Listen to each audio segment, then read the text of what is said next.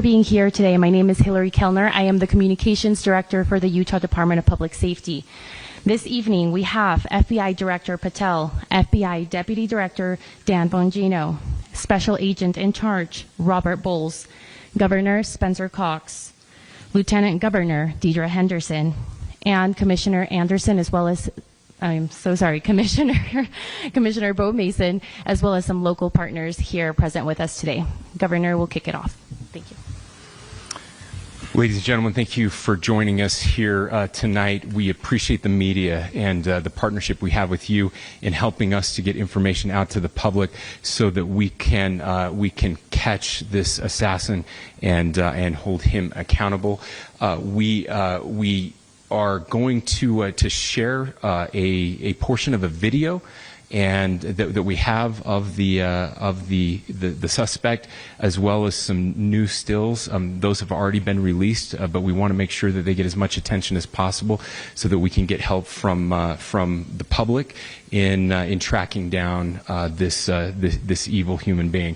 So we're going to cue up the video right now. Show that. I've asked Commissioner Bo Mason if he would narrate to you what is happening in this video. Thank you, Governor. Bo Mason, Commissioner for the Utah Department of Public Safety. If you look up to the top left, you'll see the building where the shooter was proned out in the top left corner. We'll go ahead and play that video, and I'll narrate as we walk through that. So here you see the suspect ran behind that upper building. He's going to come out on the right, moves to this far right corner. As he does, he's going to climb off the edge and then drop down to the ground. As he did that, he left some palm impressions. There's some smudges, some places we're looking to collect DNA. There's a shoe imprint where we believe the suspect is clearly identified as wearing Converse tennis shoes. Again, we'll replay that again so you can get another view of that. It's important to note his black T-shirt, his black pants, and there appears to be some white on the soles of those Converse tennis shoes. Those are all identifiable items that we're looking for. In the stills that are going to follow this, you're going to see a very distinctive T-shirt with an American flag and appears to have an eagle on it. There's also a baseball cap with a triangle on it and a pair of sunglasses. All distinctive, all things that we would ask the public to look for and try to identify if they know someone who has those items, who has been seen wearing those items. We're looking for all that information. Here you see the suspect after dropping off the building. He moved around across this grassy area, around the parking lot. We're going to pan to the right.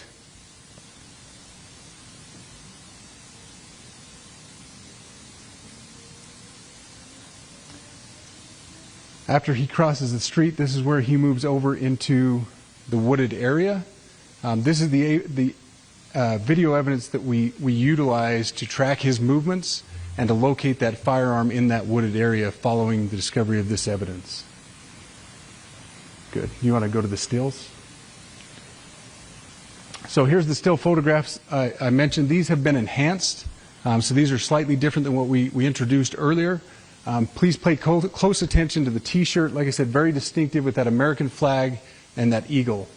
The hat with the triangle and the sunglasses. If you'll go to the next picture, please. The backpack as well. All identifying features that we're hoping the public can help us identify and lead us to this suspect. Next picture. And again, there's a better picture of the hat with that triangle logo, and again the T-shirt. Blue jeans, and you get a good look at those Converse tennis shoes as well.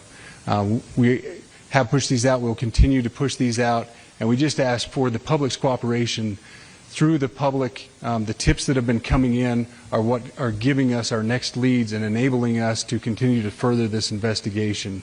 We've had great cooperation from the public, and we're continuing to ask for that as we move forward. Thank you, and I'll turn the time back over to Governor Cox. Thank you so much, Commissioner Mason. I want to thank Director Patel and his team. It's great to have them on the ground with us tonight. We've had several briefings, and he's had an opportunity to walk the crime scene. We appreciate our local law enforcement here. Again, we have Mike Smith, who is the county sheriff here. We have all of our local chiefs of police that are here as well, all working hand in hand with the state and with the FBI as we move forward with this investigation. Now, I'll just give you a little warning. We will not be taking any questions at this time. We're giving you the latest information we have, being as transparent with everything that we have. But I do want to share a couple things that I think are important. We cannot do our job without the public's help right now.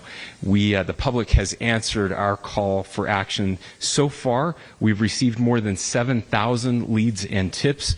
I would just note that the FBI hasn't received this many digital media tips from the public since the Boston Marathon bombing.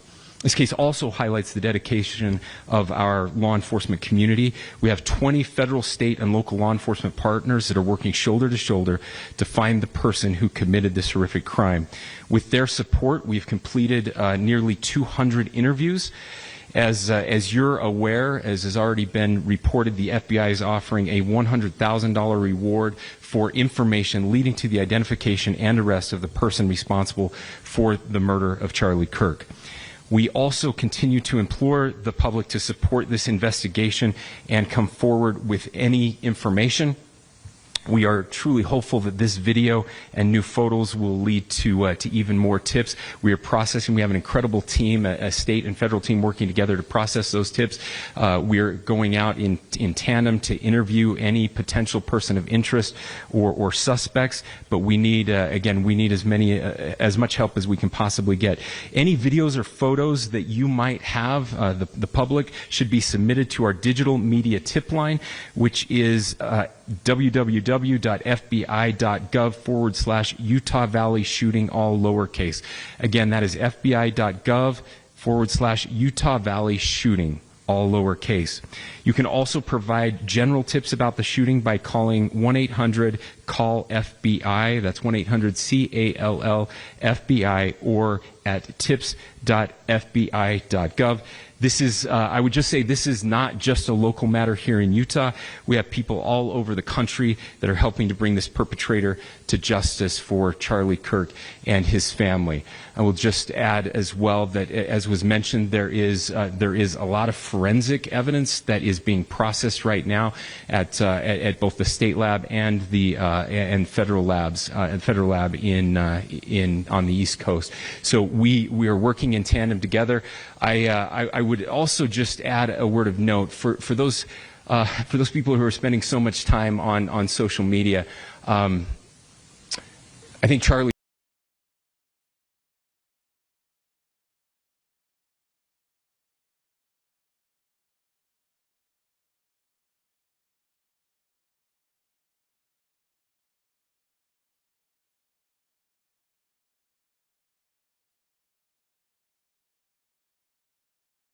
said it best, that when things get bad, we should put our phones down and spend a little time with our families.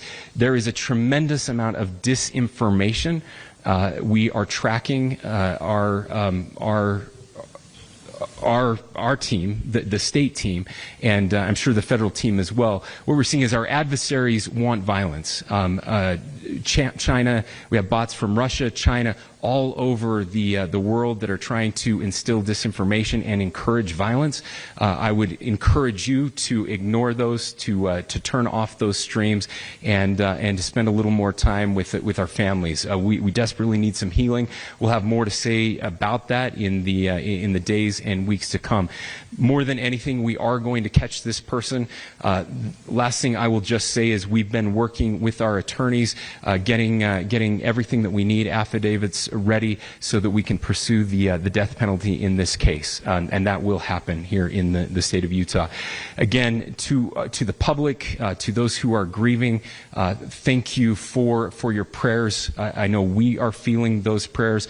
I know the Kirk family is feeling those prayers as well. We pray that God will bless our nation at this very dark time. We can start healing by finding this perpetrator and holding him accountable, and we need your help to do that. Thank you.